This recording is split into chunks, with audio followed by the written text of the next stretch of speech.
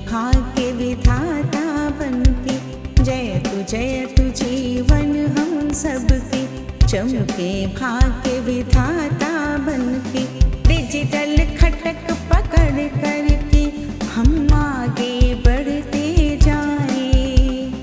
चटपट उन्नति के पथ हमें बुलाते आए। जय तु जीवन हम सबके, चमके भाग्य विधाता बनके। हो बैंकिंग व्यापार जगत का या फिर सेना पाए। हो बैंकिंग व्यापार जगत का या फिर सेना पाए। ये लिटरेसी कदम कदम पर अपना साथ निभाए। ये लिटरेसी कदम कदम पर अपना साथ निभाए। जग को भर देंगे प्रकाश से, सबका साथ निभाएंगे। यही कर्म है, यही धर्म है, यही मर्म है जीवन का। Digital literacy, digital literacy, digital literacy. IP foundation से आए डिजिटल लिटरेसी। पूरी भारत भूमि चमकती नभ के तारे आए। पूरा जोर लगा कर गाए digital literacy, digital literacy, digital literacy, digital literacy. आपका स्वागत है आईपी फाउंडेशन के डिजिटल लिटरेसी के क्लास में। अगर आपको कंप्यूटर के बारे में कुछ भी नहीं मालूम है तो घबराने की बात नहीं है, क्योंकि हम आपको बताएंगे, बिल्कुल ए से शुरू करेंगे और जेड तक सिखाने वाले हैं। सारी बातें बताएंगे, तो आराम से हमारे साथ बने रहिए। हम आपको कंप्यूटर में उन तमाम ज़रूरी पार्ट्स के बारे में बताएंगे जिसे जानकर आपकी डिजिटल लाइफ और भी आसान हो जाएगी, क्योंकि एक कंप्यूटर को बनाने में कई पार्ट्स लगते हैं। हम आपको यहाँ पे हर चीज़ के बारे में बताएंगे, एक एक चीज़ के बारे में बताएंगे कि कौन कौन से पार्ट्स मिलकर एक कंप्यूटर मिलता है। तो चलिए शुरू करते हैं कि कंप्यूटर हार्डवेयर क्या है। सबसे पहले जानेंगे कंप्यूटर हार्डवेयर के बारे में। सीधे शब्दों में कहें तो कंप्यूटर हार्डवेयर वे ज़रूरी कंपोनेंट्स हैं जिनको आपस में जोड़कर कंप्यूटर यानी पीसी बनता है। इसमें क्या क्या होता है? सबसे पहले मॉनिटर, माउस, कीबोर्ड और सीपीयू। ये सारी चीज़ें जब हम एक साथ जोड़ते हैं तब एक कंप्यूटर बनता है। और जो सीपीयू है वो कंप्यूटर का दिमाग कहा जाता है, क्योंकि जो कंप्यूटर है उसका जो सारा प्रोसेस होता है काम का, जो भी काम हम करते हैं उसको ये सीपीयू ही प्रोसेस करता है। जैसे हम कोई कैलकुलेटर या सॉफ्टवेयर के द्वारा कोई कैलकुलेशन करते हैं तो उसके कैलकुलेशन की सारी प्रक्रिया सीपीयू ही करता है और आपको आंसर हमारे कंप्यूटर की स्क्रीन पर डिस्प्ले हो जाता है। जैसे कि हम कभी कोई सवाल लगाते हैं तो हम सवाल अपने दिमाग में जोड़ते हैं उन डिजिट्स को और बाद में कॉपी पे लिख देते हैं। ठीक वैसे ही कंप्यूटर का सीपीयू प्रोसेस करता है और उसके बाद स्क्रीन पे हमें दिखा देता है। हमें लगता है यहाँ तक की बात आपको समझ आ गई होगी। अब हम बात करेंगे रैम के बारे में। रैम का full form random access memory होता है। क्या होता है? Random access memory. कंप्यूटर में रैम हमारे द्वारा दिए गए निर्देशों पर कार्य करता है। हम उससे जो कहते हैं वो उसे करता है। ये कंप्यूटर की अस्थाई मेमोरी होता है, मतलब टेम्परेरी मेमोरी होता है। इसमें जो भी डाटा स्टोर होता है उसे जब हम सेव करते हैं तब वो डाटा हार्ड डिस्क में चला जाता है। इस तरीके से अब मैं अपने डाटा को सेव करने के लिए, हार्ड डिस्क तक पहुंचाने के लिए सेव करना पड़ता है। रैम में मल्टीपल कार्य करने व प्रोग्राम को सहजता से चलाने की क्षमता होती है।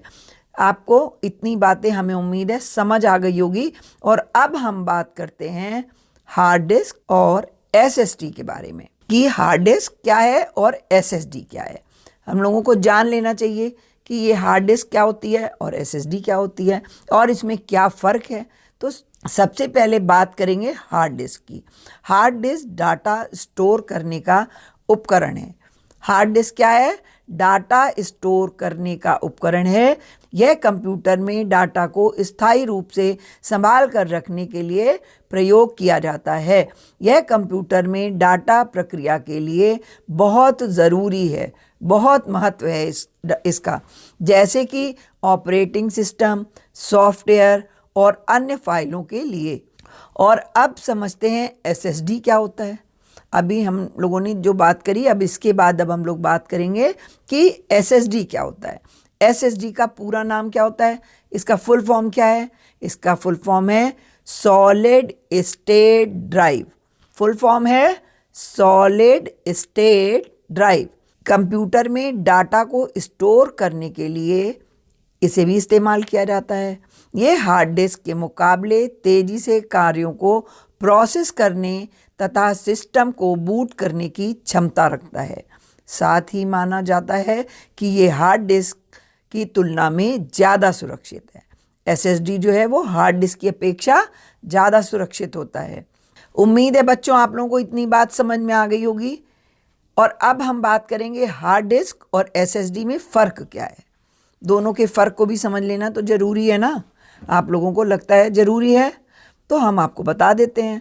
जैसा कि अभी हमने जाना कि हार्ड डिस्क और एसएसडी दोनों ही डाटा को सुरक्षित स्टोर करने के लिए इस्तेमाल किए जाते हैं। दोनों का इस्तेमाल एक ही है, लेकिन ये दोनों अलग तकनीक का उपयोग करते हैं।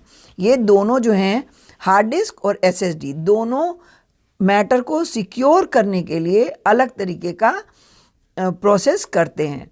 आइए हम वो भी समझ लेते हैं कि इसमें क्या फ़र्क है, कौन से डिफरेंस हैं इसमें, दोनों के बीच में क्या क्या अंतर है।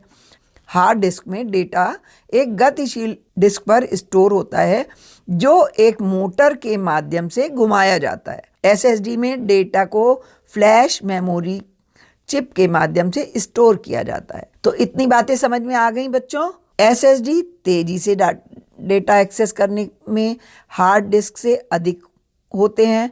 यह इसलिए क्योंकि एसएसडी में कोई मैकेनिकल पार्ट्स नहीं होते हैं, जिससे डेटा एक्सेस की स्पीड बढ़ जाती है। कारण समझ में आ गया? हमें उम्मीद है आप लोग समझ गए होंगे कि ये क्यों ज़्यादा तेज़ चलता है। और हार्ड डिस्क आमतौर पर अधिक स्टोरेज प्रोवाइड करता है। हार्ड डिस्क पे हम लोग कितना भी डाटा, काफ़ी सारा डाटा स्टोर कर सकते हैं, जिसका मतलब है आप अधिक डेटा स्टोर कर सकते हैं।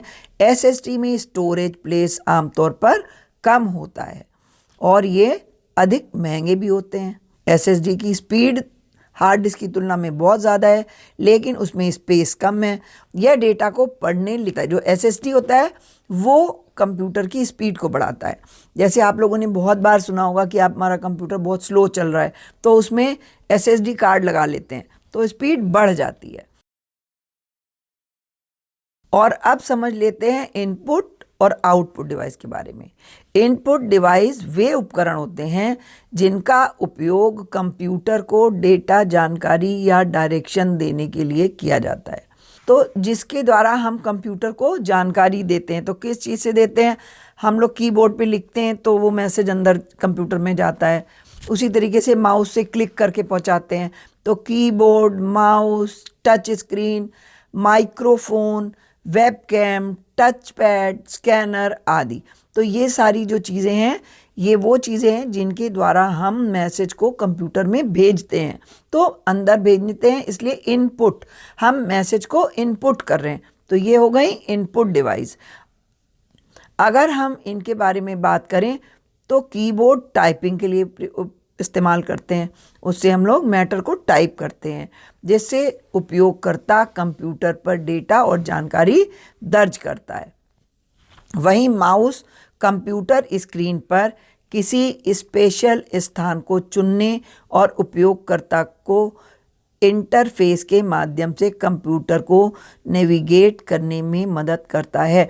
आप लोगों ने देखा होगा जब हम लोग माउस चलाते हैं तो एक छोटा सा एरो स्क्रीन पे दिखाई देता है, हम उसे जाके उसे क्लिक कर देते हैं। तो ये माउस का फंक्शन है। स्कैनर प्रिंट पेपर्स और डॉक्यूमेंट्स को डिजिटल रूप से कंप्यूटर में ट्रांसफ़र करने के लिए उपयोग किया जाता है। जो स्कैनर होता है, जो प्रिंटर होता है, उस पर हम लोग स्कैन करके डाटा को कंप्यूटर में सेव कर लेते हैं। इसी तरीके से webcam, internet, video call और इमेज कैप्चरिंग के लिए उपयोग किए जाते हैं। जो वेब कैम होते हैं वो काहे के लिए, इंटरनेट पे हम लोग वीडियो कॉल कर लेते हैं, फ़ोटोज़ उससे खींचते हैं, तो वेब कैम का ये इस्तेमाल है। साथ ही आउटपुट डिवाइस की बात करें तो आउटपुट डिवाइस के उपकरण होते हैं जिनका उपयोग कंप्यूटर द्वारा प्रोसेस किए गए डेटा, जानकारी या परिणामों को उपभोगकर्ता तक प्रस्तुत करने के लिए किया जाता है। मतलब कि जो हमने उसमें इनपुट किया है उसे वो हमें कैसे दिखाता है, देता है, वापस करता है प्रोसेस करके। तो इसमें होता है मॉनिटर, वो एक आपने देखा होगा टीवी की स्क्रीन की तरह एक स्क्रीन होती है, उसे मॉनिटर कहते हैं। उस पे हम जो लिखते हैं वो दिखता है। प्रिंटर कंप्यूटर से प्राप्त जानकारी को कागज पर छापने के लिए प्रयोग होता है। स्पीकर से कंप्यूटर द्वारा प्रसारित होने वाली आवाज़ें सुनी जा सकती हैं। स्पीकर लगा के हम लोग कंप्यूटर पे गाने सुनते हैं ना, तो कुछ भी सुन सकते हैं स्पीकर के माध्यम से। हेडफोन जो होते हैं उससे आप अपने कान में लगा के खुद अकेले सुन सकते हैं, आपके आसपास के लोग डिस्टर्ब नहीं होते हैं, वो आपके अपने पर्सनल यूज़ के लिए होता है। तो बच्चों, ये रहा कंप्यूटर हार्डवेयर का शुरुआती परिचय। तो ये बेसिक इन्फॉर्मेशन थी कंप्यूटर की जो हमने आपको दी है। हमें उम्मीद है आपको बहुत सारी बातें पता चली होंगी।